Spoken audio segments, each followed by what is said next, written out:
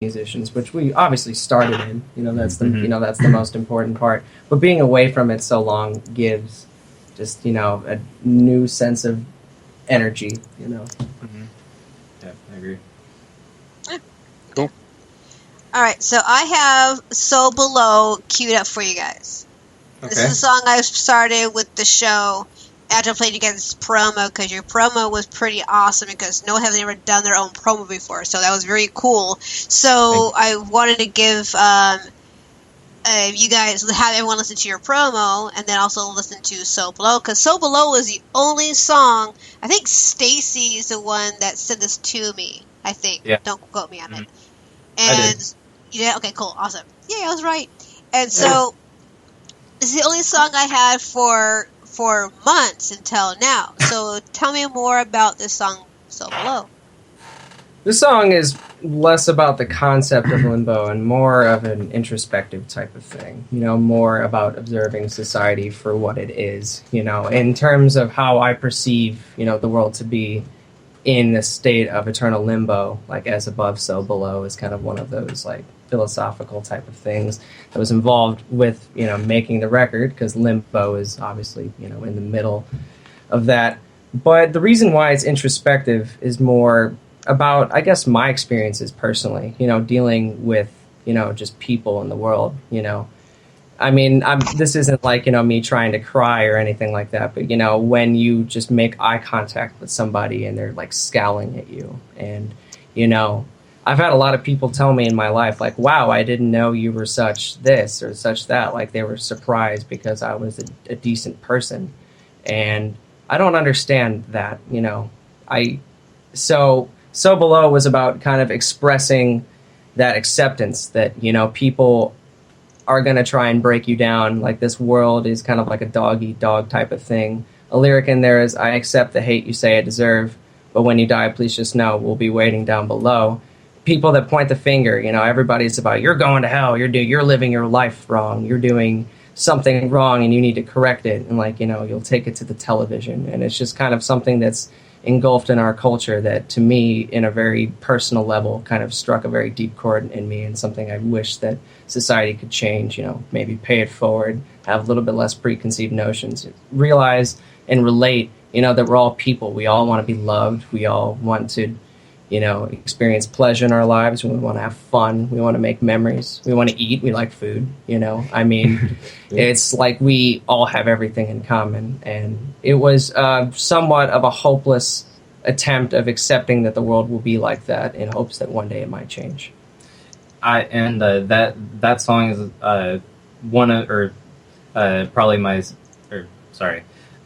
that song is one of my favorites off of that album too, just because of the way that it was written. It was between Ryan and me one really late night, and I don't know, just for whatever reason, we were just really down. We felt really empty in that moment in time, and we wrote that song, and it was actually it was really fulfilling to have that come out of it and finally hear it whenever we got it recorded. It's weird how music can convert feelings like that. We for whatever reason, like, there was something going on, but we had been up for 2 days, just got back from seeing a friend, and like some just dumb stuff happened, and it just kind of highlighted certain things, we're to be direct about it. And it's that type of emptiness where you really, really get lost in thought and think deeply about the world and your life and what you're going to do. And it was just my way of personally, accepting that. All right, guys. Here is "So Below," and after the song, we'll take a small break and be right back. Don't go away.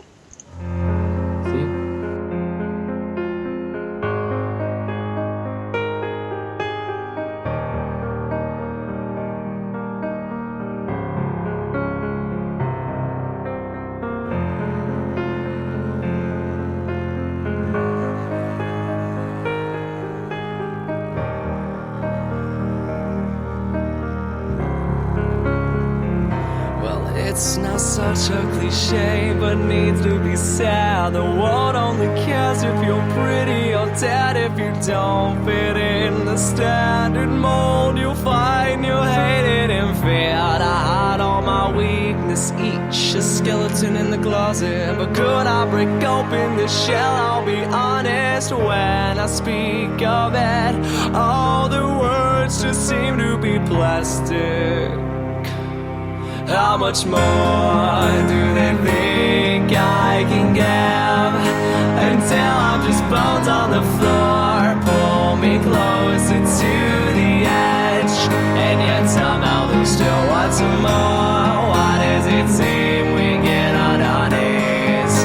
For those who push us to the ground, how could one just let it go when you're cursed so below?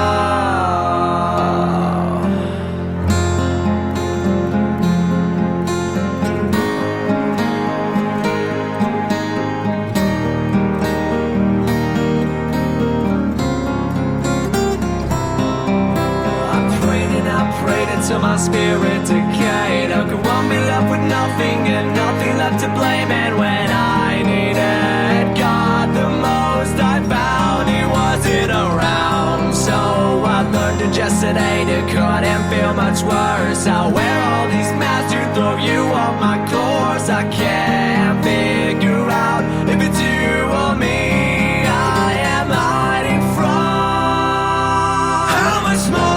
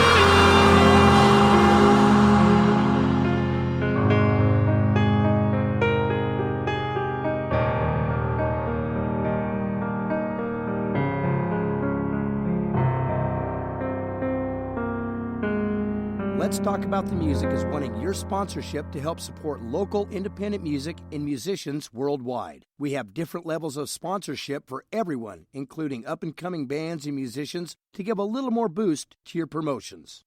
Let's Talk About the Music is also looking to podcast live from your music-related special events, shows, and venues. For more information, go to letstalkaboutthemusic.com. Listen in May 18th to Let's Talk About the Music, when the podcast will be all blues all night, with special guest blues musician Johnny Searfoss. It's all happening from 8 to midnight right here on Let's Talk About the Music, babies. All right, let's talk about the music. I am Shells, and he's Spita. I am? Yes, you are. I am. Okay. I had to question it for a second. You had to question yourself? No questions. And for the past Where am I? 3 hours, we're going on hour number 3 here pretty soon. And we've been talking to Arkangela. Arkangela. Woohoo! I did it. Yeah. My code will not beat me. It will not overcome me. Now, if you guys have any questions in the chat room, go ahead and start answering questions because we're going to go into that. I know, Sean, you should have questions, even though you're like booing me for not calling in. But if you guys have any questions in the chat room, feel free to do so. Any questions for these guys? It would be fantastic. This is the time of the show when all the embarrassing questions can be readily asked. We got them off guard here. I'm down with that. The word embarrassing is not a word I use very much. If you have questions, we will answer. Like when you're a dude that wears makeup, like embarrassing is a different thing, you know? I don't really get embarrassed very much anymore, you know? It's thrown up to it, you know? Yeah. This guy's sad. He's booing us. Huh? No. Sean's basically booing me because he is a lead singer for Sarah's Session out there in New York, which you guys should actually communicate because these guys are pretty awesome, and he likes to talk, and he'll talk your ear off. I love you, Sean. What'd you do? And you know it. We're gonna check your band out. You got a question. Looks like you got a question in the chat room. This is from Haley, and she says, impromptu instrument switch. Which band? Ooh, okay. Whoa! All right. We know I'm playing. Yeah, you're playing lead guitar. Yeah, Roman is playing the lead guitar. I actually taught Lewis how to shred. Yeah. Yep. Yeah?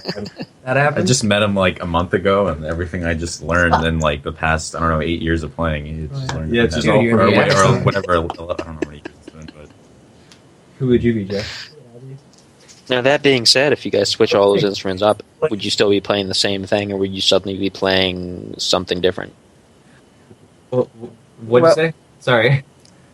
Like, if you all switched instruments, would you still be playing the same music you are now, or would you abruptly be playing something different? Well, hold on. All right, so if Roman was playing lead guitar, that means we couldn't shred. So that means that's true. That means that we would have to be like kind of open stringer. We and can be a Nirvana cover band. to be totally, We could do that. So, for fun, one time we covered "Break Stuff" by Limp Bizkit, which is like the total opposite. But like we like Limp Bizkit, but it's one of those bands that we like in a different way than what we're going for. You don't tell too many people that you like them. Right? Yeah, you don't make a big deal out of it. And Stacy actually, he plays drums, and he played drums for it. Jeff got on lead vocals, and we made a deathcore version of "Break Stuff." Yeah, it's fun. It's pretty great.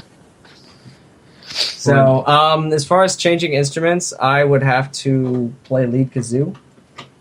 That would be the most important. I'd have to wear a really dumb hat. Honestly, like I really wouldn't play it. I would just have it, or like maybe have a recorder from Walmart or something like that. We're actually, this actually bridges us into an interesting thing. So most of us in this band are members of a joke band, and we're not going to get too into this, but the name of the band is Jeff and the Nutsack Police, and all of it is complete chaos. It's kind of like Weird Al and Gigi Allen had a kid.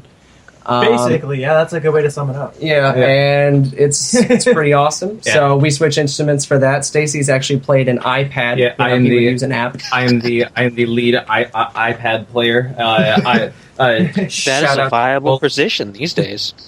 Exactly. Like when he's just running around with an iPad Mini or whatever, just banging his head. Yeah. Well, did I forget to mention that we all dress like idiots? Yeah. There's actually video of it on YouTube if you can find it. There's video of it, and it's great. You should look it up. Like booty shorts, Russian hats, like it's stupid. I had that tight monkey shirt on. Let's answer some of these questions. We got two more questions. We've got one from Nicole. If you could do a full U.S. tour with any 4 U.S. artists, and it has to be a band that's still together, who would you choose? You go first. Can we do 5? Can we do 5 for like each member of the band? Yeah, I could go ahead and do 5. Yeah, we'll all choose a band that we tour. Or like somebody that's like we're into. All right. So this is where we're gonna kind of judge each other as a band too, because we've Yeah. never had this conversation. This is good. This is gonna That's a be good intimate. one. This is a good question.